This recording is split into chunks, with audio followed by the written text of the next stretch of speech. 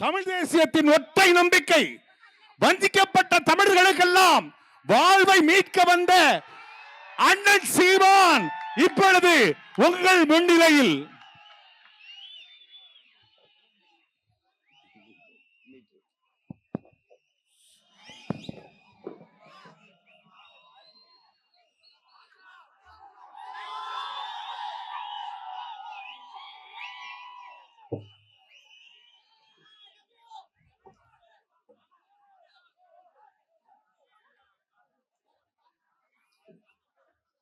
சாதிவாரி கணக்கெடுப்பும் சமூக நீதியும் பஞ்சமர் நில மீட்பும் தேவேந்திரகுல வேளாளர் எங்களை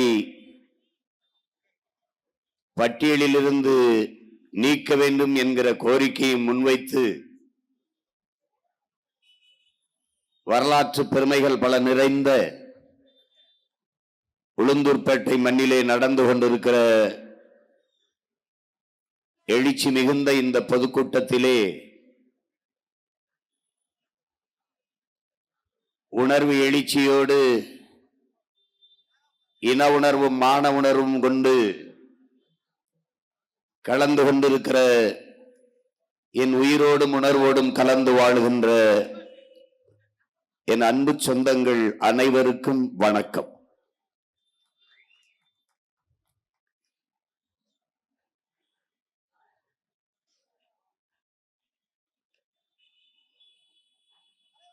பஞ்சமர் நில உரிமைக்காக பரிந்துரைத்த பெருந்தகை ஜேம்ஸ் டமன்ஹேர் அவர்களுக்கு சமூக நீதியின் பெருங்காவலர், தமிழ் பேரினத்தின் பெருமைக்குரிய ஆளுமை,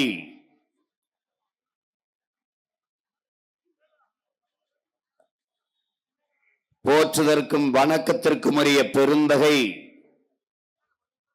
நம்முடைய தாத்தா ஆனமுத்தவர்களுக்கும் என்னுடைய புகழ் வணக்கத்தை செலுத்துகிறேன். பஞ்சமர் நில மீட்புரிமைக்காக போராடி இன்னுயிரை ஈகம் செய்த வீரமறவர்கள் ஜான் தாமஸ் அவர்களுக்கும் ஏழுமலை அவர்களுக்கும் என்னுடைய வீர வணக்கத்தை செலுத்துகிறேன்.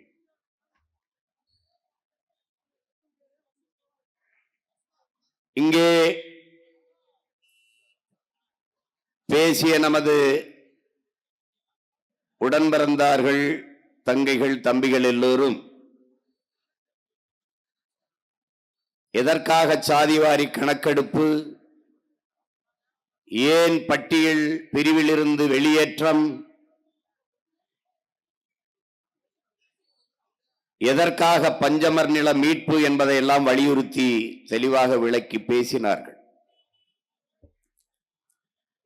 பேரன்புமிக்க என் பெற்றோர்களே, நான் பெரிதும் நம்பிக்கை கொண்டு நேசித்து நிற்கிற என் உயிருக்கினிய தங்கைகளே, தம்பிகளே, இந்த நாட்டில் பல்வேறு பாகுபாடுகளுக்கும் கொடுமைகளுக்கும் காரணமாக இருப்பது சாதிதான்.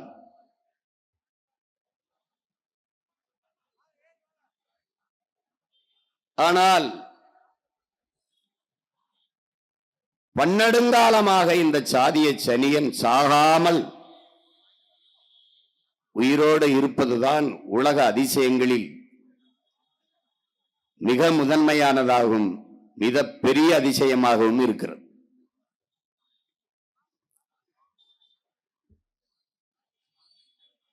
இந்த சாதியை ஏற்றதாழ்வு, இந்த பிறப்பின் அடிப்படையில் இருக்கிற உயர்ந்தவன் தாழ்ந்தவன் என்ற பாகுபாடு, பேதங்கள், இவற்றை துடைத்தறிய வேண்டும் என்கிற நோக்கோடு போராடுவது தாழ்த்தப்பட்ட என் ஆதி தமிழ் சொந்தங்களை தவிர இந்த நிலத்தில் வேறு எவரும் இல்லை என்பது வெட்கக்கேடானது, அவமானகரமானது. இதை ஒழிக்க வேண்டும், துடைத்தெறிய வேண்டும் என்கிற துடிப்பு இங்கு எவருக்கும் இருந்ததாக தெரியவில்லை. என்னரும் தமிழ் சொந்தங்களே, சாதிய ஏற்றத்தாழ்வுகளை வைத்துக் கொண்டு சமூக மேம்பாடு, முன்னேற்றம் என்று பேசுவதெல்லாம் மலக்குழியின் மேலே போடுகிற மல்லிகை பந்தலுக்கு சமமானது. சாக்கடை குழியின் மேலே போடுகிற சந்தன பந்தலுக்கு சமமானது என்கிறார் புரட்சியாளர் அண்ணல் அம்பேத்கர் அவர்கள்.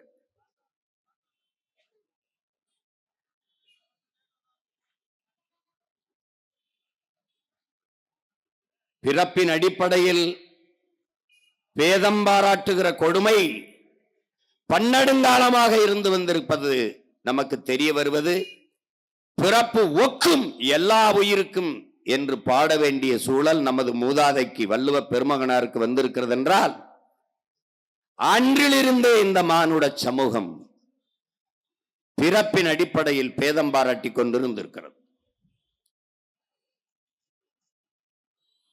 சாதி இரண்டொழிய வேறில்லை சாற்றுங்கால் நீதி வழுவா நெறிமுறையில் மேதினியில் இட்டோர் பெரியோர் இடாதார் இழிகுலத்தோர் பட்டாங்கில் உள்ளபடி என்ற அறிவு முதாட்டி அவை பாடுகிறார் என்றால் அன்றும் இருந்திருக்கிறது. பரட்சியாவது ஏதடா, பணத்தியாவது ஏதடா, இறைச்சி தொல் எலும்பிலே இலக்கமிட்டு இருக்குதோ என்று சிவாக்கியர் பாடுகிறார் என்றால் அன்றும் அந்த சனியன் தொடர்ந்து இருக்கிறது.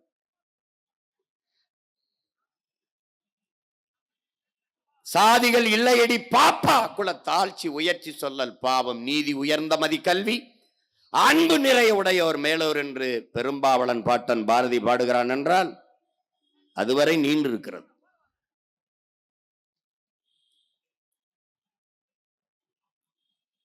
சாதி ஒழித்தல் ஒன்று, நல்ல தமிழ் வளர்த்தல் மற்றொன்று. தமிழுக்கு அமுதென்று பேர், அந்த தமிழ் இன்பத் தமிழங்கள் உயிருக்கு நேர் என்று பாடிய நம்முடைய தாத்தன் புரட்சி பாவலன் பாரதிதாசன், தமிழ் என் உயிருக்கு நேர் என்று பாடியவன் நல்ல தமிழ் வளர்த்தல் ஒன்று, சாதி வளர்த்தல் மற்றொன்று என்று பாடவில்லை. சாதி ஒழித்தல் ஒன்று, நல்ல தமிழ் வளர்த்தல் மற்றொன்று என்றார். ஆனால் சாதி ஒழித்தல் தான் முதன்மையான கடமை என்கிறார். சாதி ஒழித்தல் ஒன்று, நல்ல தமிழ் வளர்த்தல் மற்றொன்று. பாதியை நாடு மறந்தால் மற்ற பாதி துலங்குவதில்லை. அதை தொழிக்கலைன்னா நாடு துலங்காதென்றார். கடவுள் வரி, சமய வரி, கண்ணன் நிகர் தமிழுக்கு நோய் நோய் நோயே, இடை வந்த சாதி எனும் இடர் ஒழிந்தால் ஆள்வது நம் தாய் தாயேங்கிறான். எந்த தாய்? தமிழ் தாயேங்கிறான். யாரு மேல கீறி நாளும் ரத்தம் ஒண்ணுதான், ஆக மொத்தம் நீ நானும் 10 மாதம் தாங்கிறான் நம்முடைய தாத்தன் பட்டுக்கோட்டை மக்கள் கவிஞர். அவனே சொல்லுகிறான், புத்தன் வந்தான், இயேசு வந்தான், காந்தி வந்தார், எல்லோரும் என்னென்னத்தையோ எழுதி என்னென்னத்தையோ பேசினார்கள், எழுதியிலே வைத்தார்கள். எல்லாவற்றையும் படித்தீர்கள், என்ன பண்ணி கிழித்தீர்கள்? வந்தவன் எல்லாம் போதித்தான், ஆனால் மாற்றம் நிகழ்ந்ததாக இல்லை. கடைசியாக அறிவாசான அம்பேத்கர் சாதிய இழிவை துடைத்தெறிய போராடாமல் இருப்பதை விட செத்து ஒழிவதே மேலானது என்ற முழக்கத்தை முன்வைத்தார். இந்த நிலத்திலே பிறந்த நம்முடைய தாத்தா ரட்டமலை சீனிவாசனார் அவர்கள் பிறப்பின் அடிப்படையில் உயர்ந்தவன் தாழ்ந்தவன் என்ற பாகுபாடு பாராட்டுகிற வர்ணாசிரம தர்ம கோட்பாட்டை தகர்த்து மாற்று கோட்பாட்டை உருவாக்கி கொள்ளாத வரை உனக்கு விடுதலை இல்லை என்றும் போதித்தார்.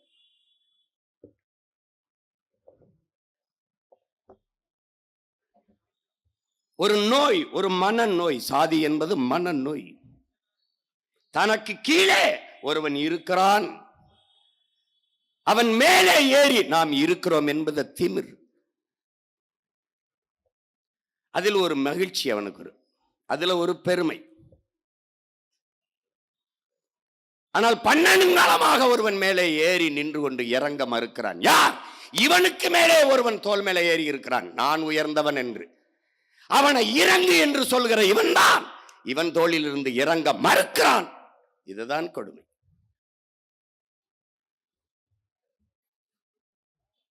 சாதி என்பது ஒரு நோய். பன்னெடுங்காலமாக இந்த சமூகத்தை பிடித்து வாட்டுகிற ஒரு பெரிய கொடிய நோய், சமூக நோய்.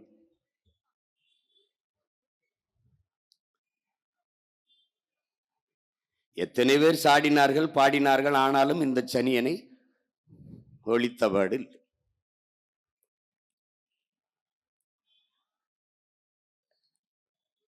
இதிலே அண்ணல் அம்பேத்கர், நான் யாருக்கும் அடிமை இல்லை, எனக்கும் யாரும் அடிமை இல்லை. இதுதான் நிலைப்பாடாக இருக்க வேண்டும். நான் உயர்ந்த சாதி என்று கருதி கொள்கிற பெருமக்களே, உங்களுக்கு கீழே யாரும் தாழ்ந்த சாதி இல்லை என்று எண்ணிக்கொண்டீர்களானால் ஒரு பிரச்சனையும் இல்லை. இதுதான் நிலைப்பாடாக இருக்க வேண்டும். நான் உயர்ந்தவன், சரி, அதுபோல அவனும் உயர்ந்தவன், அவ்வளவுதான்.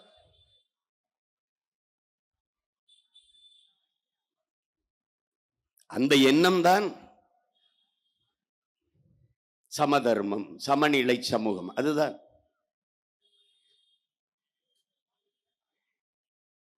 இங்கே ஆவணப்படத்திலே காட்டிய போது பஞ்சமர் நிலம், பஞ்சமி நிலம், அது ஏன் தேவைப்படுகிறது? நிலமற்ற இனம் அடிமையா இருக்கும். உன் இடத்தினை உறுதி செய், உன் இனத்தை முன்னிறுத்து. இருக்க இடமற்றவன் அனைத்துலகம் பேச அருகதையற்றவன். இது கோட்பாடு. நிலத்தை இழந்தால் வளத்தை இழப்பீர்கள், பலத்தை இழந்தால் இனத்தை இழப்பீர்கள். இது இன்றைய நிலைப்பாடு. என்றைக்கும் இதான் நிலைப்பாடு. இதான் நடக்கும்.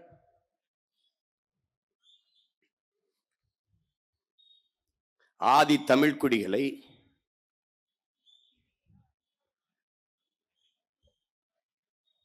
பெரும் எண்ணிக்கையில் இருக்கிற தமிழ் சமூக மக்களை தாழ்த்தி வீழ்த்தி நிலமற்ற அடிமைகளாக்கி அவர்கள் உழைப்பை சுரண்டி கொழுக்கிற மிராசுகள், பண்ணைகள். கண்ணீர் வரும் நீ படிச்சின்னா. அரிசி சோறு சாப்பிடக்கூடாது, மேற்கூரை கட்டக்கூடாது, ஓடு போடக்கூடாது, இடுப்புக்கு மேலே முட்டிக்கு கீழே உடை அணியக்கூடாது, அது ஆணோ பெண்ணோ அணியக்கூடாது.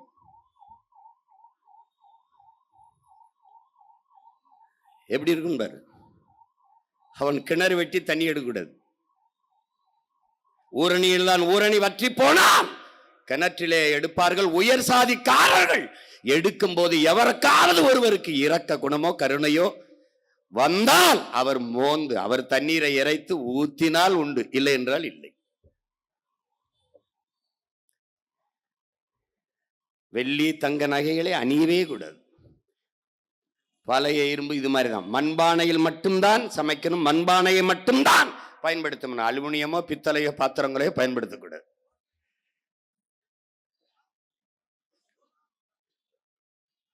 ட்ரெமன்கீர் சொல்றாரு பாருங்க, தொழுநோய் காட்பட்டவர்களாக, சத்துள்ள உணவு கிடைக்காதவர்களாக இருந்தார்கள். அப்படி இருந்த மக்களின் உழைப்பை சுரண்டிருக்கா.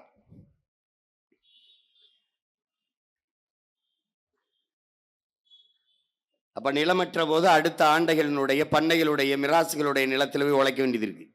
அவன் உழைப்பை சுரண்டிக்கிட்டே இருக்கான். அப்ப வருவாய் இல்லை. அப்ப அவன்கிட்ட தான் கடன் வாங்க வேண்டியிருக்கு. 10 ரூபா 15 ரூபா பிள்ளைகளினுடைய திருமணத்திற்கு எதற்கோ ஒரு அவசர தேவைக்கு 10 ரூபா கடன், 15 ரூபா கடன் வாங்கிவிட்டால் அதுக்கு வட்டி. வட்டி கட்டி முடித்து விட்டதா, வாங்கின வட்டிக்கு அந்த முதலை கட்டிட்டமா அசலை கட்டிட்டமா என்பதே தெரியாது கணக்கு பக்கத்தில். ஏன்? கல்வி இல்லை, கல்வி இல்லை. பண்ணையார் மிராசு சொல்றதுதான் கணக்கு, அதான் கணக்கு. அப்ப அதற்கு வழி என்ன இருக்கு? வட்டி கட்ட முடியல. அப்ப என்ன பண்றது? உழைப்புக்கு மீறி தன்னை பண்டபாத்திரத்தை, தங்கத்தை, வெள்ளியை அடமான வைப்பது போல மனித அடிமானை படியாட்களாக சொல்றாரு. ட்ரெமன்கீரே சொல்றாரு, மனித அடமானம், மனித அடமானமாக வைத்து அப்பா உடல் சொந்துருச்சுன்னா மகனும் அடமானம், அவன்னா அவன் பேரனும் அடமானம். பரம்பரை பரம்பரையாக இப்ப அடிமையாக இருந்து நாம் உழைத்தோம். நம்முடைய உழைப்பை ஆண்டைகள் சுரண்டி கொளுத்தார். இது ரொம்ப காலம் இல்ல, 1891 வரை ரமன்கீர் வந்துதான் இதே செங்கல்பட்டு மாவட்டத்திலே உத்தரமேரூரில் தான்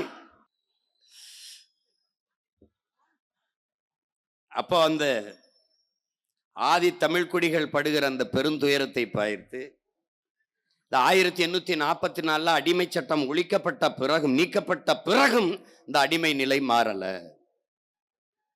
அப்ப 28 ரூபா 4 காசு ஒருத்தர் கடன் வாங்குறாரு. அந்த கடனுக்கு காலம்புறம் அவர் குடும்பமா உழைக்குது. வட்டி வட்டி மேல வட்டி இப்படி கட்டி கட்டி அடிமையாகுது. ஒருவேளை இந்த அடிமை நிலையிலிருந்து மீளணும்னா வேற ஒரு பண்ணையாற்ற கடனை வாங்கி அந்த கடனை இந்த பண்ணையாற்ற கட்டி திருப்பி இங்கிருந்து மீண்டு போய் அந்த பண்ணையாருக்கும் அடிமையா தான் உழைக்கணும். அப்ப வாழ்நாள் முழுமைக்கும் இந்த அடிமை நிலையிலிருந்து மீள முடியாத இருக்க நிலை. ஒரு ஆண் என்றால் காலையில 7 மணியிலிருந்து 6 மணி வரைக்கும் அந்த ஆண்டைக்கு உழைக்கணும், ஆணும் பெண்ணும். ஆணுக்கு 4 அணா, பெண்ணுக்கு 2 அணா சம்பளம், இவ்வளவுதான். இல்லைன்னா ஒருபடி தானியம். இப்படி மனித உழைப்பை சுரண்டி அடிமைகளாக வைத்து உழைக்க வைத்து அவர்கள் செல்வத்தை பெருக்கி நம்மளை வறுமையில் வாழ வைத்த அந்த கொடுமை சூழலை பார்த்து கல்வி கிடையாது, பிள்ளைகள் படிக்க கூடாது. அவர்கள் பிள்ளைகள் பண்ணையார்களுடைய ஆடு மாடுகளை தான் மேய்க்க வேண்டும். இதுல குத்தகைக்கு எடுத்து நிலம் விவசாயம் பண்ணுவதோ வாரத்திற்கு எடுத்து நிலம் விவசாயம் பண்ணுவதோ செய்யக்கூடாது. ஒருவேளை கொஞ்சம் நிலம் வைத்திருந்து விவசாயம் செய்ய நீ முற்பட்டால் அவன் தண்ணீர் தட மாட்டான், ஏன்னா தண்ணீர் அவன்கிட்ட இருந்துச்சு. அப்ப வழி இல்லாமல் அந்த நிலத்தையும் ஆண்டைக்கே விற்க வேண்டிய நிலைமை இருந்தது. அப்ப தாழ்த்தப்பட்ட ஆதி தமிழ் குடிகள் இந்த மக்களினுடைய சமூகம், பொருளாதாரம், இந்த கல்வி, இதற்கெல்லாம் கலாச்சாரம், இதற்கெல்லாம் மேம்பாட்டிற்கு இதற்கெல்லாம் இருக்கிற ஒரே வழி பொருளாதார வளர்ச்சி தான். இதற்கு ஒரே வழி அதுதான், பொருளாதார மேம்பாடு. அதற்கு இருக்கிற ஒரே வழி நிலம்தான். அன்னைக்கு அதுதான் பெரிய பொருளாதாரத்துக்கு பெரிய அடிப்படை இருக்கு. அப்ப அந்த நிலம்தான், அந்த நிலத்தை அந்த மக்களுக்கு கிடைக்கும்படி செய்வதுதான் இதற்கு ஒரே வழி என்று உணர்ந்து அறிந்து போற்றுவதற்குரிய வணக்கத்திற்குரிய பெருந்தகை இந்த ஜேம்ஸ் ட்ரெமன்ஹீர் நம்மளை அடிமைப்படுத்தி ஆள வந்தவனுக்கு இருக்கிற அந்த ஒரு கருணை கூட இரக்கம் கூட இந்த நாட்டில், சொந்த நாட்டில் வாழ்ந்த பண்ணையார்களுக்கு இல்லைங்கிறதான் பெரிய கொடுமை. அவர் போய் பரிந்துரைக்கிறார். அப்ப அந்த சட்டம் வருது. இது ஆவணப்படத்திலே நீங்கள் பார்த்தீர்கள். 12,63,011 ஏக்கர் இன்னைக்கு நம்ம மக்களுக்கு. அந்த நிலம் மட்டும் இருந்திருந்தால் தாழ்த்தப்பட்டவன் என்ற சொல் இந்த நிலத்திலே இருந்திருக்கிறது.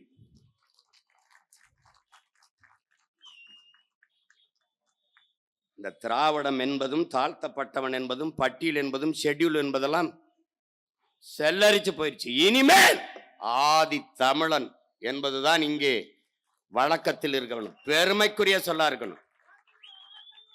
ஆதி தமிழன் விடுதலை இல்லாது நீதி தமிழன் விடுதலை வெல்லாது என்ற முழக்கத்தை இந்த பிள்ளைகள் முன்வைக்க காரணம், அது இல்லைனா தமிழ் தேசிய விடுதலை என்பதே பொய், சாத்தியம் இல்லை. ஆதி தமிழன் விடுதலை அடையாது, மேம்பாடு அடையாது, உயர்வடையாது. தமிழ் சமூகம் எப்படி விடுதலை அடையும், மேம்படும், உயர்வடையும்? அது வெறும் வெற்று வார்த்தை, வெற்று வார்த்தை. என்னரும் தம்பி தங்கைகளே, என் கால்கள் வலுவிழந்து உறுதியற்று நின்றால் ஊழல் எவ்வளவு வலிமையானாலும் அது வீண். பில்டிங் ஸ்ட்ராங், பேஸ்மெண்ட் வீக்னு என் பங்காளி சொல்ற மாதிரி ஆயிரும். ஆதித்தமிழன் விடுதலை தான் அடிப்படை, அடிப்படையான. அதனால்தான் பஞ்சமர் நில மீட்பே பைந்தமிழர் உரிமை மீட்பு என்கிற முழக்கத்தை முன்வைத்து இந்த களத்திலே நிற்கிறோம். நாங்கள் இதை இவர் மீட்டு தருவார், அவர் பேற்று தருவார், கேட்டு தருவார், அதுக்கு வரல. இது இருக்கு, வர்றோம், திருப்பி எடுக்கிறோம், மீட்கிறோம், அதை சொல்றதுக்கு தான்.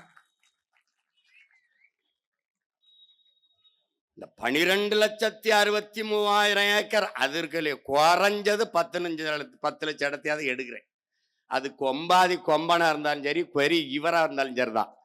அங்க கோட்டை கட்டியிருந்தாலும் அது குட்டியை சோற ஆக்குறோம், தூக்குறோம், அவ்வளவுதான். ஏன்னா அரை கிரவுண்ட் இடத்துல எங்க ஆத்தா அப்ப ஆக்கிரமிச்சுட்டான்னு நீ நீதிமன்றத்துல ஆணையம் வாங்கிட்டு வந்து பேக்கும் போது எவ்வளவு வழிதாங்கி நின்று போனை விட்டுட்டு போயிருவேன்.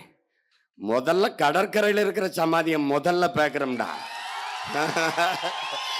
ஆக்கிரமிப்புல அநியாய ஆக்கிரமிப்பாதான்டா. ஒரு மனிதனை புதைக்க 6 அடி, 2 ஏக்கரா, 2 ஏக்கரா. இரு ஒரே சட்டம், கடற்கரை தான், எவனுக்கும் கல்லறை கிடையாது சட்டம். ஆக்கிரமிப்பிலே மிக கொடுமையான ஆக்கிரமிப்பு உலகத்தின் தலை சிறந்த 2வது கடற்கரையை ஆக்கிரமித்ததுதான். அதுவும் திராவிட இடுகாடாக மாற்றியதுதான் கொடுமையிலே கொடுமை.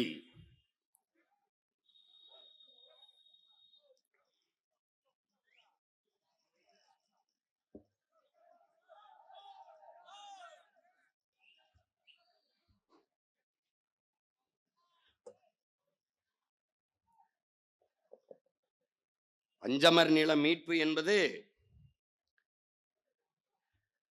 பைந்தமிழர் உரிமை மீட்பு என்பதை எண்ணரும் தம்பி தங்கைகள் நினைவில் வைத்துக் கொள்ள வேண்டும். நம் கடமையின் முதன்மையான கடமை என்பதை புரிந்து கொள்ள வேண்டும். இந்த நிலத்தை மீட்காதவன், இந்த உரிமையை மீட்காதவன் எந்த நிலத்தை மீட்பாய்? எந்த விடுதலையை பெறுவாய்? எந்த உரிமையை பெறுவாய்? உனக்கென்று ஒதுக்கப்பட்ட உன் சொந்த நிலத்தை இழந்து நிற்கிற நீ எந்த நிலத்தை மீட்பாய்? எந்த உரிமையை மீட்பாய்? எந்த உரிமையை மீட்பாய்?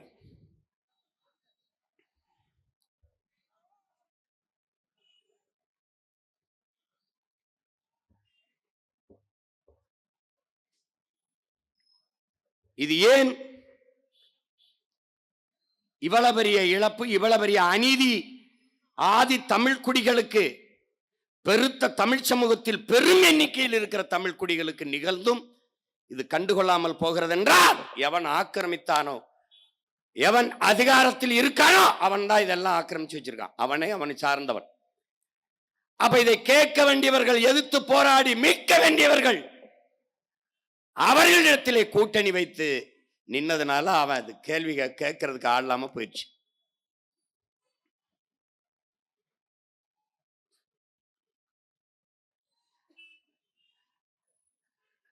அதனால என் அருமை தம்பி தங்கள் நினைவைத்துக் கொள்ளணும். என் தம்பி தபு சங்கர் தான் எழுதுவான், திருடனையும் திராவிடனையும் பார்த்தால் முதலில் திராவிடனை அடி.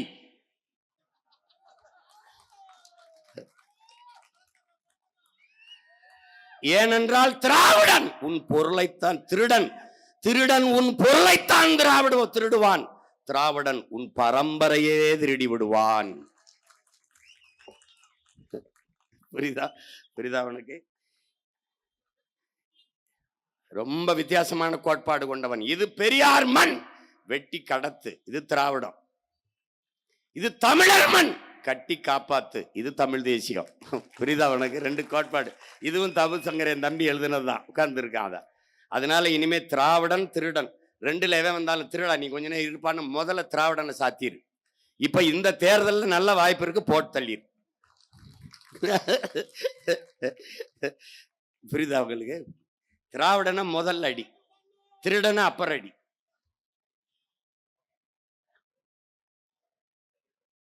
எனவே நமது முன்னவர்கள் இங்கே பேசிய என்னுடைய அண்ணன் அருங்குணம் விநாயகம் அவர்கள், என்னுடைய அண்ணன் ஆதித்தமிழர் விடுதலை இயக்கத்தினுடைய பொதுச் செயலாளர் வினோத் அவர்கள் எல்லாம் பன்னெடுங்காலமாக இந்த களத்திலே நின்று போராடுகிறார்.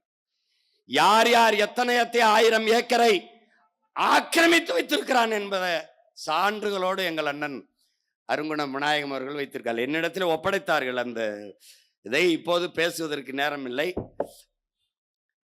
இராணுவத்திற்கென்று சில ரகசியங்கள் இருக்கிறது, எல்லாத்தையும் சொல்ல முடியாது. அது வந்த பிறகு, அதாவது என் பங்காளி சொல்ற மாதிரி ஒரு ஆனார், அது ஆனார் உங்களுக்கு தெரியாத இபிகோ செக்ஷன் ஒன்றும் கிடையாது அப்படின்னு. கொஞ்ச நாள் அது வந்த பிறகு நம்முடைய வேலையை செய்து அதனால பஞ்சமர் நில மீட்புக்காக போராடி உயிரை நீத்த ஜான் தாமஸ், நம்முடைய ஏழுமலை, அந்த வீரர்களினுடைய ஈகம் வீண் போயிடக்கூடாது. அவர்கள் சிந்திய ரத்தம் பயனற்றதாகிடக்கூடாது. இந்த மக்களின் வாழ்வு மேம்பட வேண்டும். ஆதி தமிழ் பிள்ளைகள் கல்வி அறிவு பெற்று மேம்பட வேண்டும் அவர்களுக்கு என்று கனவு கண்ட அந்த ஜேம்ஸ் ட்ரெமன்ஹீரனுடைய கனவு வீணாகிவிடக்கூடாது என்பதை அறிவார்ந்த தமிழ் சமூக தம்பி தங்கைகள் கவனத்தில் கொள்ள வேண்டும். நம்முடைய கடமையில் மிக முதன்மையான கடமை, நமக்கு சொந்தமான நிலத்தை, நமக்கு உரிய நிலத்தை நாம் இழந்திருக்கிறோம். அதை மீட்பது நமது கடமையில் மிக முதன்மையான கடமை என்பதை நீங்கள் மனதில் பதிய வைத்துக் கொள்ள வேண்டும். தேவேந்திரகுல மக்களை பட்டியலிலிருந்து வெளியேற்றுங்கள், தேவேந்திரகுல வேளாளர் எங்களை பட்டியலிலிருந்து வெளியேற்றுங்கள் என்ற கோரிக்கை என்பது நீண்ட காலமாக இந்த நிலத்திலே முன்வைத்து போராடப்படுகிறது. மக்களின் மன உணர்வில் இருந்துதான் நாங்கள் மக்களிடமிருந்து மக்களுக்காக வந்த தமிழ் தேசிய பிள்ளைகள் நாடெங்கிலும் இந்த கருத்தை வலியுறுத்தி கூட்டங்களும் போராட்டங்களும் செய்து வருகிறோம். முதலில் பள்ளர்கள் என்று குறிப்பிடுவதை மிக்க எங்களை தேவேந்திரகுல வேளாளர் என்று அழைக்க வேண்டும் என்ற போராட்டத்தை முன்னெடுத்தவனும் இந்த மகன்தான். போராடியது நான், வாக்கை அறுவடை செய்தது பாரதிய ஜனதா. நீங்கள் தேவேந்திரர், நான் நரேந்திரன் என்று பேசி வாக்கை அறுவடை செய்து கொண்டு போய்விட்டார்கள்.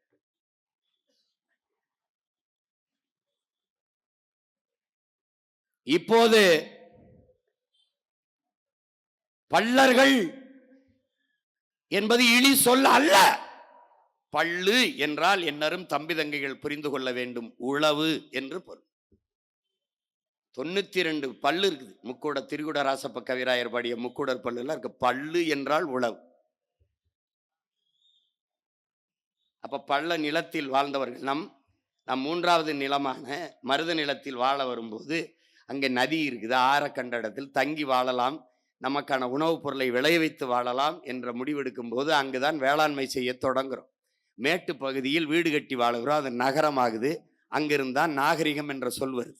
பள்ள நிலத்தில் வேளாண்மை செய்கிறோம், அதனால் நம் பள்ளர்கள் என்று அழைக்கப்படுகிறோம். அது குடிப்பெயர் அல்ல, காரண பெயர். குடிப்பெயர் என்பது நாம் வேளாளர்கள் என்பதுதான், உழவர் குடி என்பதுதான் அது.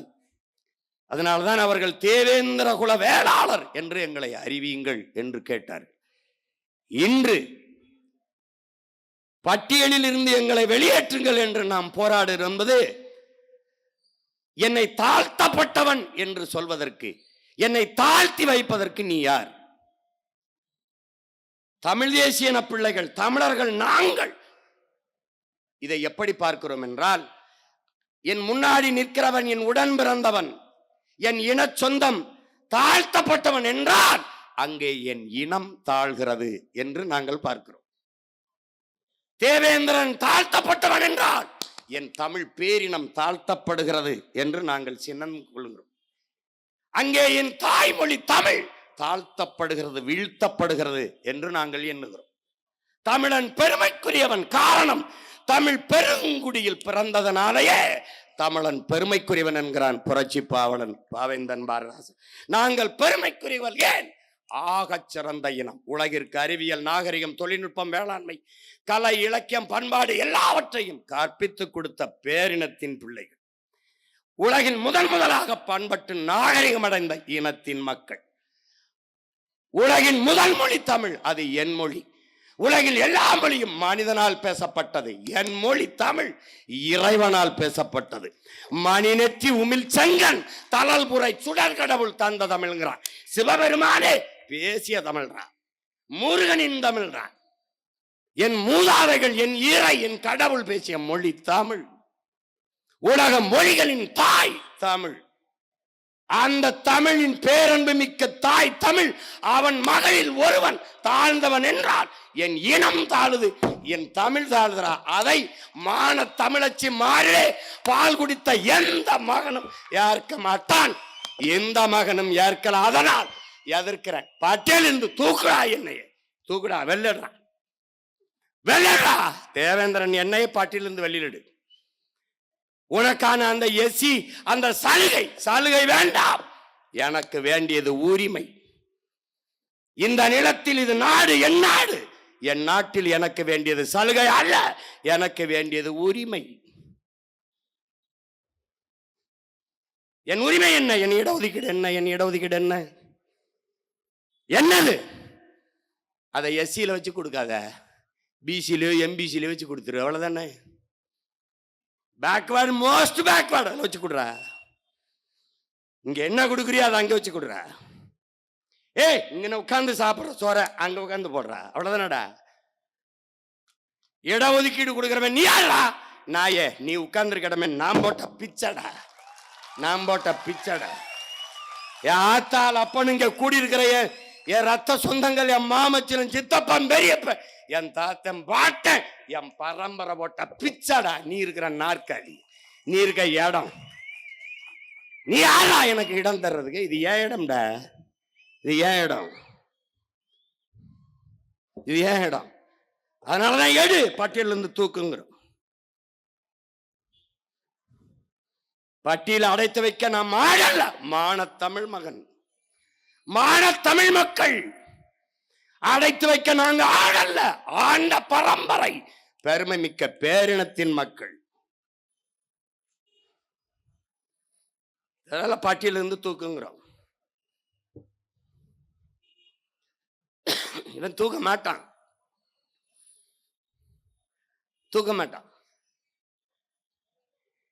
அவனுக்கு ஒரு சுகம் இருக்குல்ல, என்னைய தாழ்த்தவனா வச்சுக்கணும், என்ன எது வச்சுக்கணும். பறையன் என்பது ஒரு இழி சொல்லுன்ட்டு. உலகத்துக்கு பொதுமறை தந்த வள்ளுவ பெருமகனாரு பறையன் தாண்டா. அந்த திமிர்ல தெரியணும்டா நீ. ஆதி சிவனே பறையந்தாங்கிற திமிர் உனக்கு வரணும்.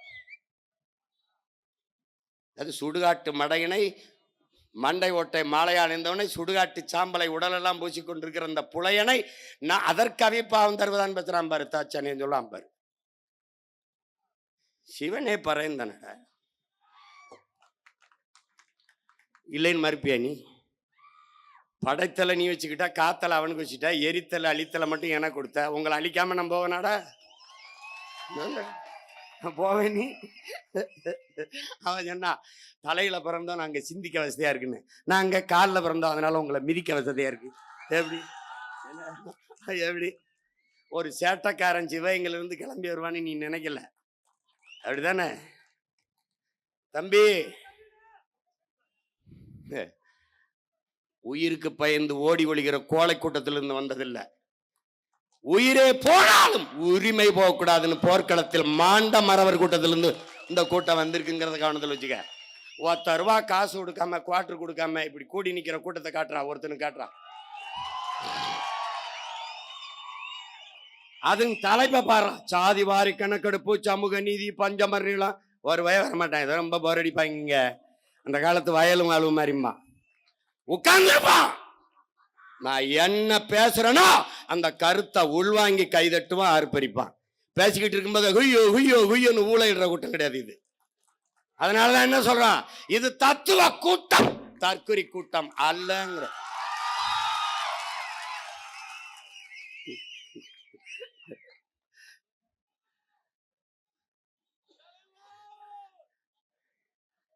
அதனால அறிவு, அறம், வீரம் கொண்டு வார்த்தெடுக்கப்பட்ட மானத்தமிழ் மறவர் கூட்டம் அங்க இருக்கிறது.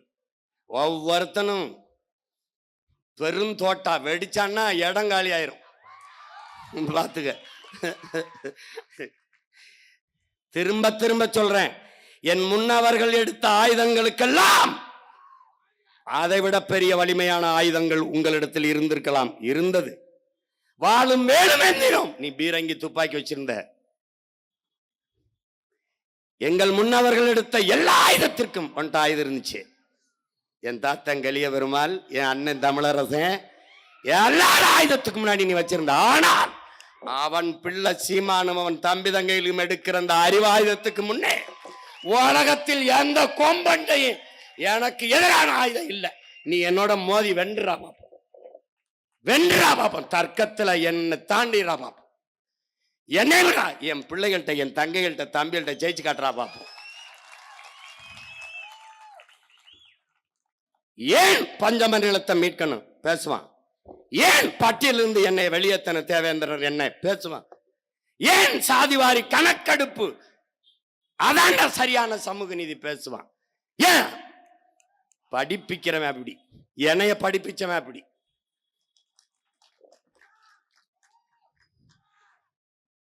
இதனால பட்டியலிலிருந்து வெளியேற்ற மாட்டார்கள். ஆனால் என் அரும் மக்களுக்கு பிரபாகரன் மகன் சத்தியம் செய்வேன், வருவேன், நீக்குவேன். நாங்கள் வெல்வோம், வந்து பஞ்சமர் நிலத்தை மீட்போம். ஏன் நாங்கள் என் மக்களின் குறை கேட்க வந்தவர்கள் அல்ல, குறை தீர்க்க வந்தவர்கள். நாங்கள் நினைக்க பிறந்தவர்கள் அல்ல, நிரூபிக்க பிறந்தவர்கள். உங்கள் பிள்ளைகள் எங்களை எங்கள் கனவு வழி நடத்துகிறது, அவர்களை களவு வழி நடத்துகிறது, திருட்டு அவர்களுக்கு திசை காட்டுகிறது. அதான் இங்க இருக்கு சிக்கல்.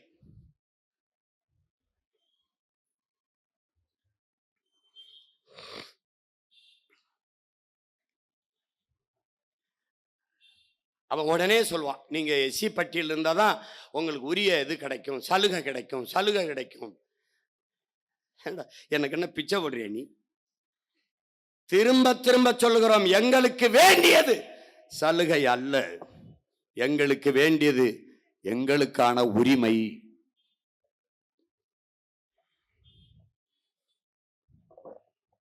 சாதிவாரி கணக்கெடுப்பு, தம்பி துரை சொன்னது போல, சாதி வேண்டாம்ங்கிறாரு, சாதி பார்த்து பழக மாட்டோம், சாதி பார்ப்பவர்களோடு பழகவே மாட்டோம் என்று சொல்றாரு.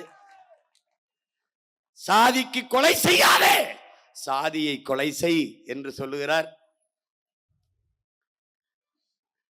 சாதிக்கு ரத்தனை உண்டு, என் ரத்தத்திற்கு சாதி வெறி இல்லை என்று சொல்லுகிறார். சாதி பார்த்து நீ போடுகிற ஓட்டு எனக்கு தீட்டு என்கிறார். ஆனால் சாதிவாரி கணக்கெடுப்பு எடுக்க சொல்கிறார். என் அருமை உடன் பிறந்தார்களே, பேரன்பு கொண்டு நான் நேசிக்கிற என்னரும் பெற்றோர்களே, சாதியை ஒழிப்பிற்கும் சாதிவாரி கணக்கெடுப்புக்கும் இருக்கிற உயிர் தொடர்பை நீங்கள் புரிந்து கொள்ள வேண்டும். இங்கே நத்தைக்கு எதற்கு கூட அவசியப்படுகிறது? புழுவுக்கு எதுக்கு கொடுக்கு தேவைப்படுகிறது? தேளுக்கு எதுக்கு கொடுக்கு தேவைப்படுகிறது? பாதுகாப்பிற்கு.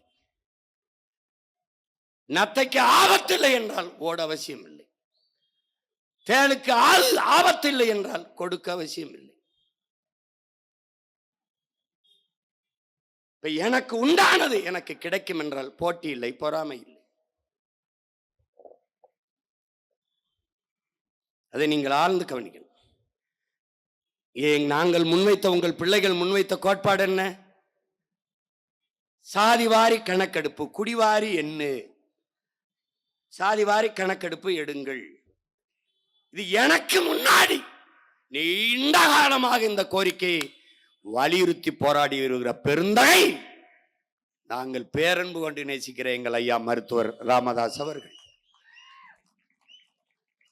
இங்கே நாம் வணக்கம் செலுத்தி இருக்கிற சமூக நீதியின் பெருங்காவலன் ஆணைமுத்து மட்டும் இல்லை என்றால் இந்த இடஒதுக்கீடும் நமக்கு இல்லை.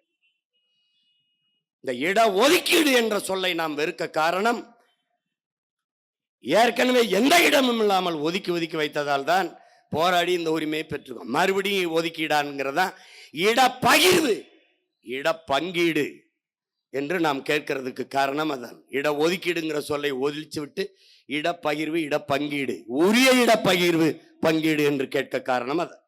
ஆணைமுத்து என்ற ஒரு பெருமகனார் இல்லை என்றால் இந்த உரிமையும் இல்லாமல் நின்றிருப்போம். அந்த ஒற்றை மகனின் உழைப்பால் தான் இந்த உரிமையோடு நாம் இன்று வரை இருக்கிற இந்த உரிமையாவது பெற்றிருக்கிறோம் என்பதை என்னரும் தம்பிதங்கள் நினைவில் வைத்த அந்த பெருமகனாரை போற்ற வேண்டும்.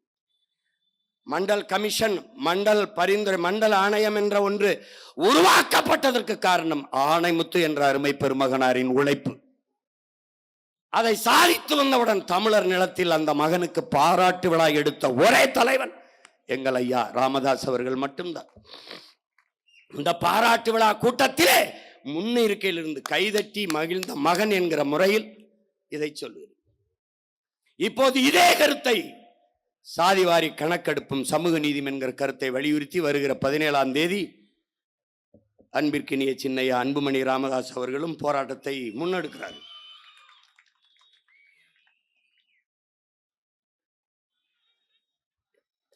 ஆனால் எவன் உரிமைக்காக நிற்பான், எவன் மண்ணை மக்களை பேரன்பு கொண்டு காதலிக்கிறானோ அவன்தான் உரிமைக்காக நிற்பான்.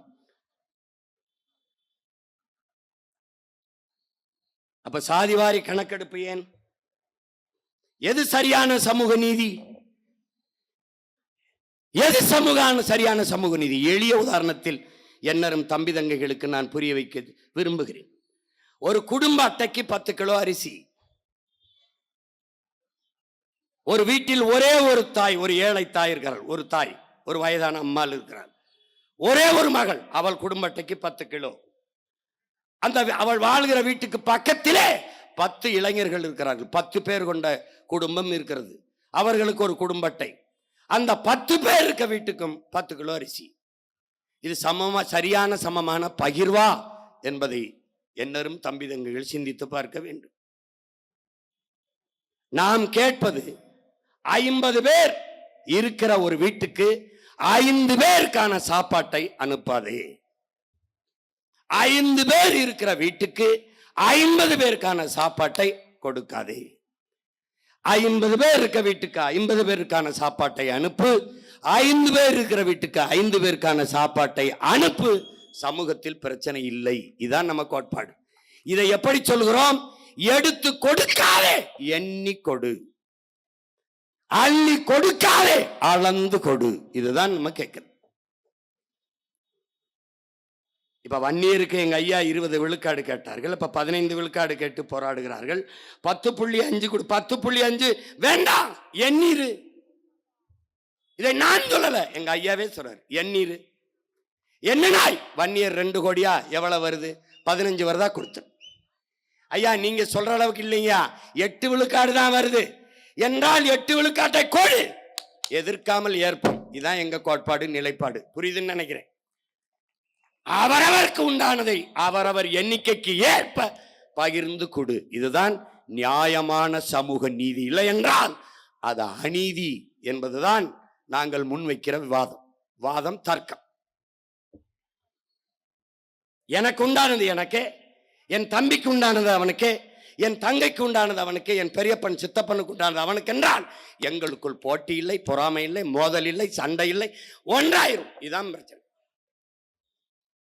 ஆனால் அது ஆகிவிடக்கூடாது என்பதற்காக இவன் சாதிவாரி கணக்கெடுப்பை எடுக்க மறுக்கிறான். இதில் என்ன பிரச்சனை சொல்லு?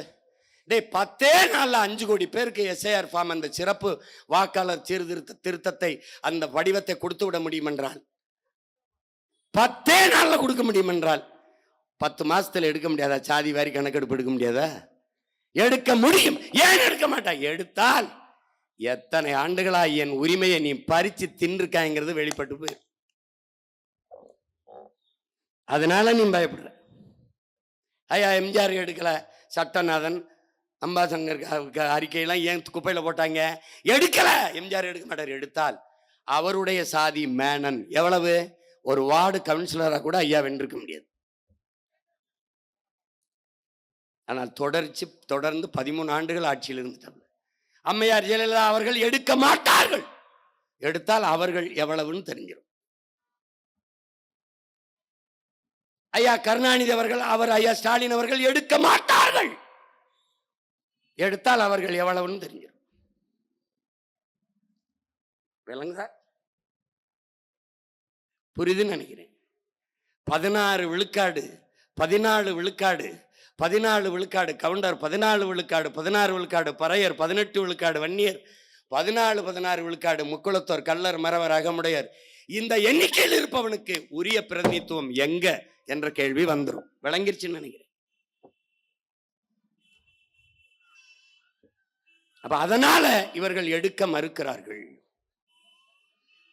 ஆனால் இந்திய நிலப்பரப்பிலே, இந்திய துணைக்கண்டத்திலே சமூக நீதி என்ற வார்த்தையை அதிகம் உச்சரிப்பவர்கள் திராவிடர்கள், திராவிட ஆட்சியாளர்கள். ஆனால் இந்த சமூக நீதி என்ற வார்த்தையை உச்சரிக்காத பீகார் எடுக்கிறது, தெலுங்கானா எடுக்கிறது, கர்நாடகா எடுக்கிறது, அதெல்லாம் எடுக்கிறது. இவர்கள் கூட்டணி வச்ச கட்சி, இவர்கள் கூட்டணி வைத்திருக்கிறார்கள், காங்கிரஸ் இவர்கள் வைத்திருக்கிறார்கள். அந்த காங்கிரஸ் சீதாராமையா 10 நாள் பள்ளிக்கூடத்தை விடுமுறை விட்டு சாதிவாரி கணக்கெடுப்பு எடுத்துக்கிட்டு வா உடனே.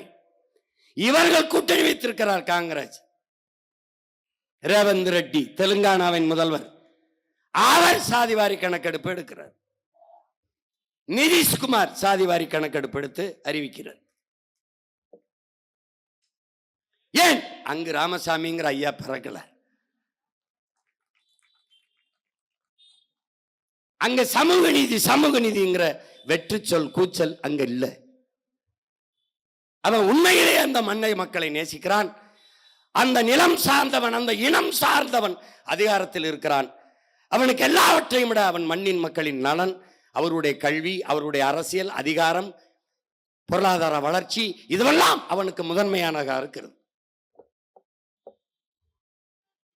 இந்த சாதிவாரி கணக்கெடுப்பு என் அரும் தம்பி தங்கைகள் புரிஞ்சுக்கணும். இந்த இடஒதுக்கீடு, இடப்பகிர்வு முறை, இந்த இடப்பங்கீட்டு முறை ஏன் வந்தது? ஏன் வந்தது? நான் கல்வி மறுக்கப்பட்ட சமூகத்தில் இருக்கேன். பல நூறாண்டுகளா கல்வி மறுக்கப்பட்ட பிள்ளைகளா நாம இருந்தோம். உரிமை மறுக்கப்பட்ட சமூகமா இருந்தோம். எதன் பொருட்டு? சாதியின் பொருட்டு. எந்த சாதியின் பொருட்டு எனக்கு கல்வி, அரசியல் அதிகாரம் மறுக்கப்பட்டதோ, அதே சாதியின் பொருட்டு அந்த கல்வி, அதிகாரம், அரசியல் அதிகாரம் எல்லாம் சரியான முறையில் பகிர்ந்தளிக்கப்பட வேண்டும் என்று போராடி பெற்ற உரிமைதான் இந்த வகுப்பு வாரி பிரதிநிதித்துவம், இந்த இடப்பகிர்வு என்பதை என்னரும் தம்பிதங்குகள் புரிந்து கொள்ளணும். இப்ப இவர்கள் பொருளாதார அடிப்படையில் பின்தங்கியவர்கள், எக்கனாமிக்கலி பேக்வேர்ட். நாம் சோசியலி எக்கனாமிக்கலி பேக்வேர்ட். நம்ம பொருளாதார அடிப்படையில் பின்தங்கியவர்களுக்கு இடஒதுக்கீடு என்ற பேச்சே இல்லை. அதற்காக கொண்டு வரப்பட்டதே இல்லை. அதை என் தம்பிதங்கள் புரிஞ்சுக்கணும். இந்த தெருவில் நீனும் நானும் நடக்கக்கூடாது என்பது, இந்த குளத்தில் குளிக்கக்கூடாது என்பது, இந்த கோயிலுக்குள் வரக்கூடாது என்பது நாம் ஏழை என்பதற்காக இல்லை. என் உடன் பிறந்தவனே, நாம் தாழ்த்தப்பட்டவர்கள், தீண்டத்தகாதவர்கள், இழிமக்கள் என்பதாலே புறக்கணிக்கப்பட்டோம், நிராகரிக்கப்பட்டோம். நாம் இதை படிக்கக்கூடாது, பள்ளிக்கூடத்துக்குள்ளே வரக்கூடாது என்று தடுக்கப்பட்டது நாம் ஏழை என்பதற்காக அல்ல, நாம் தாழ்த்தப்பட்டவர்கள், இழிமக்கள் என்பதற்காகவே. நான் இன்று ஏழை, ஆனால் 10 ஆண்டுகளில் நான் அதானி அம்பானியாக பொருளாதாரத்தில் மேம்பட்டு விட முடியும். ஆனால் இன்று நான் பறையன், நாட்டின் முதல் குடிமகனானாலும் என் மீது சுமத்தப்பட்ட இழிவு போகாது. இதுதான்டா இந்த சாதியில் இருக்கிற, இந்த தீண்டாமையில் இருக்கிற கொடுமை என்பதை நீ புரிஞ்சுக்கணும்.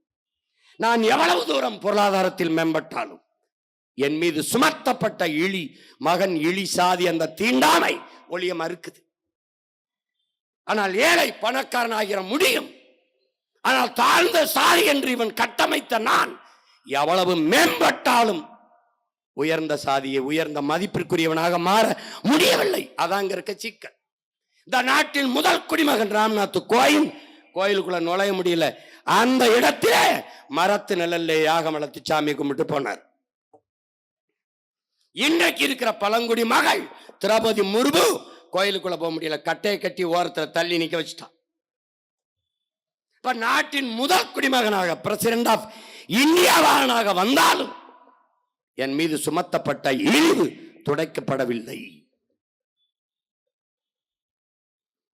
நீ படம் இருக்கேன் உடன் பிறந்தானே, என்னரும் தங்கைகளே தட்டி பாருங்கள். ஐயா மோடி அவர்களும் அத்வானி அவர்களும் நாற்காலியில் அமர்ந்திருக்கும் போது நாட்டின் முதல் குடிமகள் திரௌபதி முர்மு என்கிற பெண்மகள் கைகட்டி நின்று கொண்டிருக்கிற காட்சி இருக்கிறது. பாரத மாதா கைகட்டி நின்று கொண்டிருக்கிறார். எந்திரிக்கும் போது இவர்கள் பாரத மாதாக்கு ஜே என்பார்கள். அந்த மாதா தான் அங்கே நின்று கொண்டிருந்தார். இதை ஒழிக்க வழி சமூக நீதி. சமூக நீதியின் சரியான பகிர்வு, உரிய பகிர்வு. எல்லாரும் தம்பி தங்கைகளே, அண்ணனுக்கு மூத்தவன் நம்ம அருமை பாட்டன் அயோத்திதாச பண்டிதர் என்கிற பெருமகன் என்பதை என்னிலும் இளைய என் தம்பி தங்கைகள் தெரிந்து கொள்ள வேண்டும், இல்லை படித்து கற்று அறிந்து கொள்ள வேண்டும். என்ன சொல்றாருன்னு நினைக்கிற? வெள்ளைக்காரனிடம் அடிமைப்பட்டு கிடந்தோம், எல்லோரும் கிடந்தோம். இந்த நிலத்தில் உயர்ந்த சாதி என்று சொல்லிக் கொள்கிற அவனும் அடிமையாகத்தான் இருந்தான், நாமும் அடிமையாகத்தான் இருந்தோம். ஆனால் எல்லோரும் அந்த அடிமையிலிருந்து வெள்ளைக்காரனை எடுத்து விடுதலைக்காக போராடினோம். அடிமையாக இருக்கிற இவன், அடிமையிலிருந்து விடுதலைக்காக போராடிய இவன் நம்மை அடிமைப்படுத்தி வைத்திருந்தான். அடிமைக்கே ஒரு அடிமை தேவைப்பட்டது, அது நாம இருந்தோம் என்கிறார். நல்ல கவனத்தில் வச்சுக்கணும் தம்பி. எப்படி இருக்கு? இவனே ஒரு அடிமை, அந்த அடிமையிலிருந்து விடுதலை பெற அங்கு போராடி கொண்டே நம்மை அடிமைப்படுத்தி வைத்திருந்தான். இதுதான்டா வரலாற்றில் மிகப்பெரிய கொடுமை என்று சொல்ற. இந்த நிலம் எல்லா வளங்களையும் வைத்திருந்து வறுமையில் இருக்க காரணமே இந்த சாதிய ஏற்றத்தாழ்வு, சகிக்க முடியாத இந்த படிநிலை தாண்டாங்கிறார். விளங்குதா? எதையோ வெட்டினான்டா, மரத்து வேறையெல்லாம் வெட்டினான். சனி இந்த சாதியின் வேற வெட்ட மறந்துட்டான்டா, வெட்ட மறுக்கிறான்டாங்கிறாப்ல. அதனாலதான் இந்தியா எந்த காலத்திலையும் வளரல. இவ்வளவு வளங்கள் இருந்தும் வறுமையில் இருக்க காரணம் இதுதான். 28 விழுக்காட்டு மக்கள் இரவு உணவு இல்லாமல் தூங்க போக காரணம் இதுதான். பட்டியலில் போ நாட்டில் இது முன்னாடி இருக்க காரணம் இதுதான். அமெரிக்க பொருளாதார மேதை சொல்றான், இந்தியா ஒருபோதும் வல்லாதிக்கம் ஆகாது. காரணம், சாதி மதங்களாக அவர்கள் பிளந்து பிரிந்து கிடக்கிற வரை அவர்கள் வளர மாட்டார்கள், வல்லாதிக்கமாக மாட்டார்கள். ஏன்? இந்து எழுந்தால் இஸ்லாம் அழுத்துவான், இஸ்லாம் எழுந்தால் இந்து அழுத்துவான், கிறிஸ்தவன் எழுந்தால் இருவரும் அழுத்துவார்கள், பறையர் எழுந்தால் படையாட்சி அழுத்துவான், படையாட்சி எழுந்தால் பறையன் தாழ்த்துவான், தேவர் எழுந்தால் தேவேந்திரன் அழுத்துவான், தேவேந்திரன் எழுந்தால் நாடார் அழுத்துவான். ஒருவன் தலையை ஒருவன் அழுத்தி அழுத்தி கொண்டே இருந்தால் எவன் எழுவான், எவன் நிமிர்வான்? இதாண்டா கேள்வி. இதாங்க இருக்கிற நிலைமைய புரிஞ்சுக்க. அப்ப ஒரே வழி, சாதிய மதத்தை கால் தேஞ்ச செருப்பாக தூக்கி வீசிவிட்டு நாங்கள் தமிழர்கள் என்ற தலை நிமிர்வு ஒன்றுதான் உன்னை உயர்த்தும், நிமிர்த்தும். எவ்வளவு வழியோட பதிவு செய்றார் பார்த்தார். அதனால என்ன சொல்றாரு? இட ஒதுக்கீடு, இந்த சம உரிமை, அதையெல்லாம் அவர் ஏற்கல. உரிய உரிமை அந்த வார்த்தையை வைக்கிற நல்லா கவனிச்சுக்கணும். இதே தான் அண்ணல் அம்பேத்கரும் வலியுறுத்துறார். உரிய உரிமையை கொடுக்கணும். சம உரிமைங்கிறது என்ன? பன்னெடுங்காலமா நீ மாளிகையில் இருக்க, நான் கீழே மண்குடிசையில் இருக்கேன், 2 பேருக்கு சம உரிமை என்பதை எப்படி ஏற்பது? அதனால என்ன? எனக்கு உரிய உரிமை, நீண்ட காலமாக நிராகரிக்கப்பட்ட உரிமையை எனக்கு கொடு, சேர்த்து கொடு. அதனால உரிய உரிமையைத்தான். நல்லா விளக்கணும். உங்களுக்கு புரியும்படி அண்ணன் சொல்றேன். தம்பி, சரக்கு மற்றும் சேவை வரி கட்டும் என் தங்கைகளே, சரக்கு மற்றும் சேவை வரி 100 நாள் வேலைக்கு போகிற நம்ம அம்மா அரிசிக்கும் பருப்புக்கும் எண்ணெய்க்கும் உப்புக்கும் ஊறுகாய்க்கும் என்ன வரி கற்றாலோ அதைத்தான் அதானி பொண்டாட்டியும் அம்பானி பொண்டாட்டியும் கட்டுகிறார்கள். இங்கே நீ கவனிக்க வேண்டியது, வரி ஒன்றாக இருக்கு, வாழ்க்கை தரம் ஒன்றாக இருக்கா? இதான் நீ எழுப்பணும். அப்ப என்னது? சம உரிமை, சம பகிர்வு என்பது பயனற்றது. உரிய உரிமை, உரிய பங்கீடு. பன்னெடுங்காலமாக கல்வி மறுக்கப்பட்ட சமூகத்தில் இருந்து வந்தவன் நான். இந்த தலைமுறையில் தான் பள்ளிக்கூடத்தின் கதவிலே வாசல்லே கால் வைக்கிறேன். பல 100 ஆண்டுகளாக படித்து வருகிற நீ, நான் சிற்றூரில் இருக்கிறேன். எங்க ஐயா, எங்க அண்ணன் அருங்குணம் விநாயகம் அவர்கள் பேசியது போல ஓராசிரியர் பள்ளி, அவனு வரலைன்னா அதோட அது பள்ளியில மூடிட்டு போண்டிதான். நீ ஒவ்வொரு பாடத்தையும் ஒவ்வொரு ஆசிரியர் நடத்துறான். உனக்கு பாடம் சரியாகலைன்னா சிறப்பு பயிற்சி டியூஷன் வச்சு கத்துக்கிற. எனக்கு இதுக்கு காசு கட்டவே காசு இல்லை, புத்தகம் வாங்கவே காசு இல்லை, துணி வாங்கி கட்டிக்கிறவே காசு இல்லை. நான் சிற்றூரில் இருக்கவேன், காலையில் களை எடுக்க போகணும், மாட்டுக்கு புல்லு பிடிங்க போடணும், தண்ணி வைக்கணும், தவிடு வைக்கணும். எனக்கு மின்சாரம் இல்லை, சிமிழி விளக்கு. மின்சாரம் இருந்தால் 2 மணி நேரம் தான் வரும், டப்புன்னு துண்டிச்சிடும். அப்புறம் மெழுகுவர்த்தி வளத்தில் படிக்கணும். உனக்கு இல்லை, நீ யூபிஎஸ் வச்சிருப்பா, மின் ஊக்கி வச்சிருப்பா, படிப்ப. அப்ப 2 பேருடைய பாட முறை ஒன்றா இருக்கு. அது சமச்சீரா இல்லை. அந்த கல்வி முறை சமச்சீர் பாடத்திட்டமா இருக்கு, கல்வி முறை சமச்சீரா இல்லை. உனக்கு கழிவறை இருக்கு, கரும்பலகை இருக்கு, அப்படி இல்லை. எங்களுக்கு அந்த வசதியெல்லாம் இல்லை. அப்ப பொதுத்திறன் போட்டியில 2 பேரும் ஒன்னா மோதணும்னா இது உரிய பயிர்வா இல்லை. அப்ப பலகாலமாக நிராகரிக்கப்பட்ட எனக்கு உரிமையை தான், முன்னுரிமை தான், அதான் உரிய உரிமை. விளங்கிருச்சுன்னு நினைக்கிறேன்.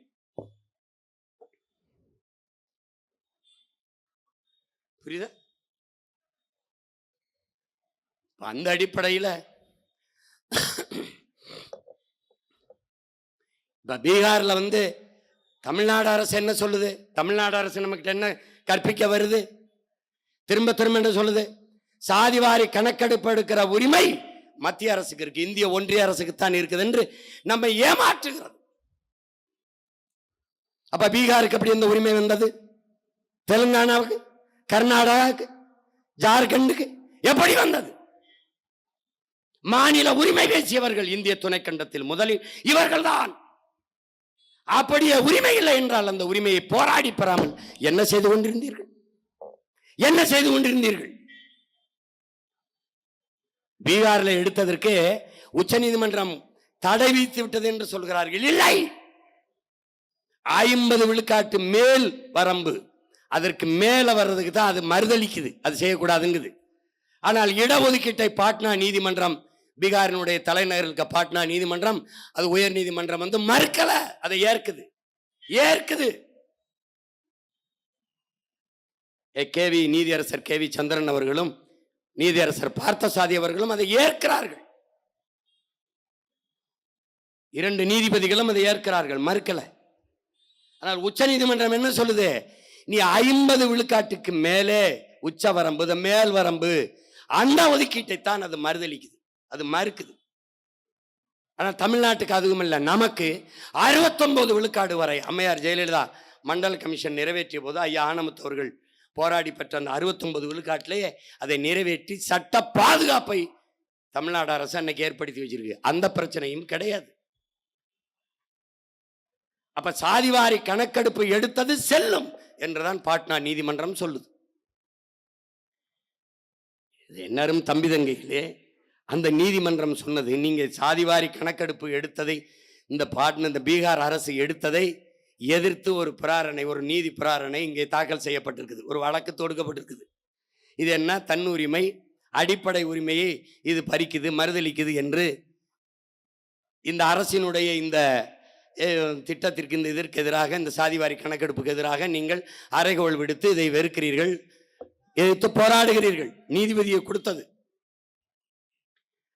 ஆனால் இந்த சாதி என்கிற இந்த சமூக சாதியை இந்த சமூக நெசவில் இருந்து பிரித்து எடுப்பதற்கு நீண்ட காலமாக முயற்சி நடக்கிறது, முடியவில்லை. அதை துடைத்தெறிய முடியவில்லை, பெருக்கி தள்ளவும் முடியவில்லை, ஒதுக்கி விலக்கி வைக்கவும் முடியவில்லை. அது வாடி உதிர்ந்து போகவும் இல்லை, காற்றில் கரைந்து போகவும் இல்லை என்பதை எப்ப காட்டுகிறது? இந்த சாதிவாரி கணக்கெடுப்பை நீங்கள் எதிர்க்கிற போதே தெரிகிறது, இது இன்னும் அப்படியே இருக்குடா அப்படின்னு. இதை ஏன் எதிர்க்கிற? அப்ப சாதிய ஒழிப்பிற்கு இருக்கிற கடைசி கருவி சாதிவாரி கணக்கெடுப்பு தான் என்று நீதிமன்றம் சொல்லுது, வலியுறுத்துது. அதனாலதான் இந்த சாதிய ஒழிப்பிற்கும் சாதிவாரி கணக்கெடுப்புக்கும் இருக்கிற உயிர் தொடர்பை என் உயிர்க்கினிய என் தம்பி தங்கிகள், பேரன்புமிக்க என் பெற்றோர்கள் புரிந்து கொள்ளும். இப்ப எனக்கு உண்டானதை நீங்க கொடுத்துட்டீங்கன்னா நான் யாரோட மோத போறேன்? என் வயிறு நிறை, எனக்கு வேண்டிய சாப்பாடை என் தட்டில் வச்சுட்டீங்கன்னா அடுத்தவன் தட்டில் இருக்க சாப்பாட்டை நான் அபகரிக்கணும், நான் திருடணும்னு நினைப்பனான்னு நினைச்சு பார்க்கணும். இதான் இங்க இருக்கிற அடிப்படை. வன்னியர் 2 கோடியா உரியதை கொடுத்துரு. தேவேந்திரர் எவ்வளவு கொடுத்துரு, தேவர் எவ்வளவு கொடுத்துரு, கவுண்டர் எவ்வளவு கொடுத்துரு, உடையார் எவ்வளவு, முத்தரையர் எவ்வளவு, நாடார் எவ்வளவு, பிள்ளை எவ்வளவு, முதலியார் எவ்வளவு, வண்ணார் எவ்வளவு, குயவர் எவ்வளவு, வேளார் எவ்வளவு, பஞ்சமரை வேறு எவ்வளவு, பண்டாரம் எவ்வளவு, தச்சர் எவ்வளவு, எங்களில் நெசவாளர் எவ்வளவு, எவனே கணக்கு கொடுத்துரு. கன்னட செட்டியாரா கொடு, ரெட்டியாரா கொடு, நாயுடா கொடு, கொடு, எண்ணி கொடு. அதை போலவே என் இன மக்கள் ஆந்திராவில் வாழ்கிறார்கள், கேரளாவில் வாழ்கிறார்கள், பீகாரிகள் வாழ்கிறார்கள். அங்கே என் இன மக்களுக்கு உரிய எண்ணிக்கைக்கான இடஒதுக்கீடை, இடப்பகிர்வை பெற்றுத்தான். இதான் சமூக நீதி. நாங்க ஏற்கனவே என்ன கொதிநிலையில இருக்கோம், என்ன கொதிநிலையில இருக்கோம்? குருநானக் பிறந்த தினத்திற்கு இங்க விடுமுறை, மகாவீர் ஜெயந்திக்கு விடுமுறை. ஆனால் எங்கள் வள்ளுவ பெருமகனார், எங்கள் ஆதி மூதாதை, உலக பொதுமறை வாழ்வியல் நன்னறி தந்த பெருமகனார், எங்கள் மறையோன் வள்ளுவ பெருமகனாருக்கு எந்த மாநிலத்திலே அது பொது விடுமுறை விட்டிருக்கியா? இல்ல. பெற்று தந்திருக்கியா? இல்ல. சரஸ்வதி பூஜைக்கு விடுமுறை, ஆயுத பூஜைக்கு விடுமுறை, விநாயகர் சதுர்த்திக்கு விடுமுறை, எல்லாத்துக்கும் விடுமுறை இருந்தது. எங்கள் இறை முருக பெரும்பாட்டனுக்கு விடுமுறை இருந்ததா? இல்ல. எப்ப வந்தது? அந்த திருமுக பெருமானின் பேரன் சீமான் வந்து போராடி, அது ஒரு தமிழன் எடப்பாடி பழனிசாமி முதலமைச்சராக இருக்கும்போது வலியுறுத்தி அதை பெற்றுக் கொடுக்க வேண்டிய நிலைமை இருக்கு. புரிஞ்சிருச்சா? நீ எந்த அளவுக்கு இருக்க? எஸ்டின்னு ஒண்ணு இருக்கு, ஷெட்யூல் டிரைப்ஸ். ஆதி குடி உன் குடி, குறக்குடி. நாம் எல்லோரும் மான தமிழ் மக்கள் மறக்காமல் சொல்லணும், நாங்கள் எல்லோரும் குறப்பைய மக்கள் தான். குறவர் குடியில் இருந்துதான் இத்தனை குடி. அந்த குறவர் குடி ஷெட்யூல் டிரைப்ஸ், குறவர் இருளர் எவனுக்காது இன்னைக்கு வரைக்கும் காட்டு நாயக்கர் அந்த சாதி சான்றிதழ் வாங்க முடியல. குறவர்களுக்கு சாதி சான்றிதழ் இல்லை. உங்கள் மகன் சீமான் வந்து இதே திருவண்ணாமலையில போராடி 3000 குறவர் பிள்ளைகளுக்கு சாதி சான்றிதழ் வாங்கி கொடுக்குற நிலைமையில இருந்தா, இந்த திராவிட நிலைநாட்டிய புடுங்கின சமூக நிதி என்னன்னு நீ பார்த்து ஒன்றும் கிடையாது. குடும்ப அட்டைக்கு 10 கிலோ அரிசி, முதல்ல அட்டை வேணும்ல, அட்டையே இல்லை எனக்கு, அப்புறம் எப்படி போய் நான் அதை வாங்குறது? எப்படி வாங்குறது? இதுதான் இங்க இருக்கிற சிக்கல். அதனாலதான் நீ சாதி வாரி எங்களுக்கு கணக்கெடுத்துடு. எங்க ஐயா கேட்கிறாரா 15 விழுக்காடு கொடுக்காத, எண்ணீரு, உடனடியா எண்ணீரு. 18 வருதா கொடு, இல்ல 10 வருதா கொடு, இல்ல 21 வருதா கொடு. எவனாவது எதிர்த்தா கேளு, கேளு. கவுண்டர் என்ன, கவுண்டர் எவ்வளவு என்ன? 1.5 கோடி வருது, உரியதை கொடு. குடா, என் அண்ணனுக்கு தண்டை கொடுக்குற, என் சித்தப்பனுக்கு தண்டை கொடுக்குற, என் மாமனுக்கு தான் கொடுக்குற, கொடு. தேவரா என்ன? கல்லர் எவ்வளவு, மறவர் எவ்வளவு, அகமுடையர் தனித்தனியா எண்ணிடு. நீ என்ன பண்ற? கல்லருக்கு ஒரு அமைச்சர், மறவருக்கு ஒரு அமைச்சர், அகமுடையருக்கு அமைச்சர், 3ல ஒரு மிச்சரை கட்டி அனுப்பிடுற. ஆனா நீ எப்படி? அப்பா முதலமைச்சர், மகன் துணை, ஒரே வீட்டுக்குள் நாட்டில் உயர்ந்த பதவி 2. நான் 2 கோடி எண்ணிக்கையில, எனக்கு 3. எப்படி? எப்படி? சனாதனம் என்பது என்ன? இந்த சாதியில், இந்த குடியில் பிறந்ததனாலேயே எனக்கு உயர்ந்த பதவி கிடைத்துவிடும் என்ற நிலை இருக்குமானால் அதான்டா சனாதனம். அதுதான் கொடிய சனாதனம். அப்ப சனாதன ஒழிப்பு என்பது நாட்டில் முதலில் இல்லை, இவர்கள் வீட்டில் ஒழிப்பிலிருந்து தொடங்கணும். அதை புரிஞ்சுக்கணும். இன்னரும் தமிழ் பிள்ளைகள் நமக்கு திட்டமிட்டு மொழி இனப்பற்றுங்கிற தேன் ஊற்றப்படாமல் சாதி மதப்பற்று என்கிற நஞ்சு ஊட்டப்பட்டிருக்கு. அதனால இவ்வளவு பின்னடைவு. சாதி மதம் என்கிற இந்த நஞ்சு ஊட்டப்பட்டதால் அந்த மயக்கத்திலே நாம இருக்கோம். இதான் இங்க இருக்க சிக்கல். இதுல இருந்து வெளியில வரணும். இல்லைன்னா என்ன ஆகும்? திருப்பரங்குன்றத்தில் அது முருகன் கோயில், இங்க ராமராஜ்யம் நிறுவனம்னா எப்படி? என்ன வேலை பார்க்கிற? உன்னுடைய நோக்கம் என்ன? இந்திய பெருநில முழுமைக்கும் ஒரு மதம் சார்ந்தவன் வாழுகிற நாடாக உருவாக்கணும்னு நினைக்கிறார். பிரபாகரன் பிள்ளைகள் தமிழ் தேசிய பிள்ளைகள், பேரன்பு கொண்ட தமிழ் தாயின் பிள்ளைகள். நாங்க நினைக்கிறோம் இது மனிதர்கள் வாழுகிற நாடாக இருக்கணும்னு நினைக்கிறோம். ஒரு மதம் சார்ந்தவன், ஒரு சாதி சார்ந்தவன் வாழுகிற நாடா இருக்கணும்னு நினைக்கல, இருக்கக்கூடாது. மானுட நேயம் கொண்ட மனிதர்கள் வாழ்கிற நாடாக இருக்கணும்னு நினைக்கிறோம். இதான் 2 பேருக்கு இருக்கிற கோட்பாட்டு முரண். அதனாலே என்னரும் தம்பி தங்கிகள் உயிர்க்கினிய உடன் பிறந்தார்கள். இது ஒரு தொடக்க நிலை கோரிக்கை தான். நாம் இந்த கருத்தை வலியுறுத்துகிறோம். தேர்தல் களத்திலையும் இதை வலியுறுத்துவோம். ஆனால் வென்று வந்த பிறகு இதை நிறைவேற்றுவோம். பஞ்சமர் நில மீட்பை, சாதிவாரி கணக்கெடுப்பு, சமூக நீதி நிலைநாட்டலை, பட்டியலில் இருந்து தேவேந்திரகுல வேளாளர் நம்மை வெளியேற்றிக் கொள்வதில் நாம் முனைப்பாக இருக்கும் என்கிற உறுதியேற்கிற ஒரு கூட்டமாகத்தான் நீங்க இதில் எடுத்துக்கொள்ளணும். அதனால நாங்கள் வன்னியர் எவ்வளவு எண்ணு, நாங்கள் முத்தரையர் எவ்வளவு, உடையார் எவ்வளவு, கவுண்டர் எவ்வளவு எண்ணு, எங்கள் குடிகளின் எண்ணிக்கைக்கேற்ப உரிய பகிர்வை தா. இதான் நாம வைக்கிற கோரிக்கை. அதை நீ செய்ய மாட்டாய், நாங்கள் செய்யாமல் விட மாட்டோம். இதுதான் நாம் ஏற்கிற இந்த உறுதி. அந்த இடப்பகிர்வுக்காக போராடிய பெருமக்கள், பஞ்சமர் நில உரிமைக்காக போராடிய பெருமக்கள், போராடி கொண்டிருக்கிற என்னுடைய அண்ணன் அருங்குணம் விநாயகம் போன்ற பெருமக்கள், இன்னும் பேரன்புமிக்க எனது உடன் பிறந்தார்கள். பஞ்சமர் நிலம் ஆதி தமிழர்களின் பாதுகாப்பு அரண் என்று அதை பெற்றுக் கொடுத்த ஜேம்ஸ் ட்ரெமன்ஹீர் என்கிற பெருந்தகை எல்லோருக்கும் என் வணக்கத்தை செலுத்தி, உங்கள் எல்லோருக்கும் என் அன்பையும் வணக்கத்தையும் சொல்லி, புரட்சி எப்போதும் வெல்லும், நம் வெற்றி அதை சொல்லும், நம் இலக்கு ஒன்றுதான், இனத்தின் விடுதலை, இனம் ஒன்றாவோம், இலக்கை வென்றாவோம், தமிழ் தாய் வாழ்க, தலைவர் பிரபாகரன் வாழ்க, நாம் தமிழர்.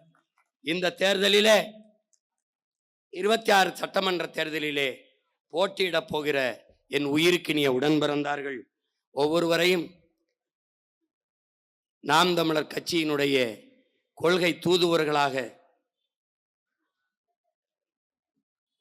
நான் நிறுத்துகிற வேட்பாளர்களை உங்களுக்கு அறிமுகம் செய்கிறேன். கள்ளக்குறிச்சி மாவட்டத்திலே உளுந்தூர்பேட்டை தொகுதியிலே தங்கை லோகேஸ்வரி அவர்களை 26 சட்டமன்ற தேர்தலில் வேட்பாளராக அறிவிப்பதில் மகிழ்கிறேன். தங்கைக்கு என்னுடைய வெற்றி வாழ்த்துக்களை தெரிவிக்கிறேன். அடுத்ததாக கள்ளக்குறிச்சி சட்டமன்ற தொகுதியின் வேட்பாளராக என் அன்பு தங்கை நாகம்மாள் அவர்களை அறிவிப்பதில் பெருமகிழ்ச்சி அடைகிறேன்.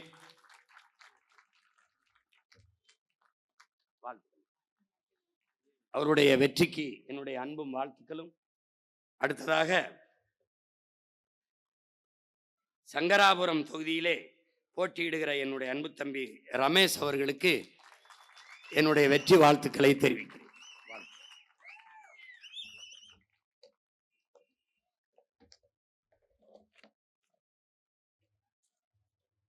அடுத்ததாக விழுப்புரம் மாவட்டத்தினுடைய வேட்பாளர்கள் என்னுடைய அன்பு தங்கை விழுப்புரம் சட்டமன்ற தொகுதியில் மருத்துவர் அபிநயா பொன்னிவளவன் அவர்களை வெற்றி வேட்பாளராக அறிவிப்பதில் மகிழ்ச்சி. அடுத்ததாக திண்டிவனம் தொகுதியின் வெற்றி வேட்பாளராக என் ஆறுயிர் இளவல் பேச்சுமுத்து அவர்களை அறிவிப்பதில் மகிழ்ச்சியும் பெருமையும் அடைகிறேன். அடுத்ததாக மயிலம் சட்டமன்ற தொகுதியின் வெற்றி வேட்பாளராக அன்பிற்கினிய என் மாப்பிள்ளை விஜய் விக்ரம் அவர்களை அறிவிப்பதில் மகிழ்ச்சி அடைகிறேன். அடுத்ததாக செஞ்சி சட்டமன்ற தொகுதி வெற்றி வேட்பாளராக என் அன்பு தம்பி கிருஷ்ணன் அவர்களை அறிவிப்பதில் மகிழ்ச்சியும் பெருமையும் அடைகிறேன். இவர்கள் நாம் தமிழர் கட்சியின் வேட்பாளர்கள் என்று என் அன்பு சொந்தங்கள் கருதக்கூடாது. நம் இனத்தின் உரிமைக்காக, விடுதலைக்காக போராடுகிற புரட்சியாளர்கள், உங்களிடமிருந்து உங்களுக்காக வந்தவர்கள் நாங்கள். எனவே நாம் தமிழர் கட்சி என்பது ஒரு கட்சியின் பெயர் அல்ல, நாம் பிறந்த பெருமைமிக்க இனத்தின் அடையாளம்.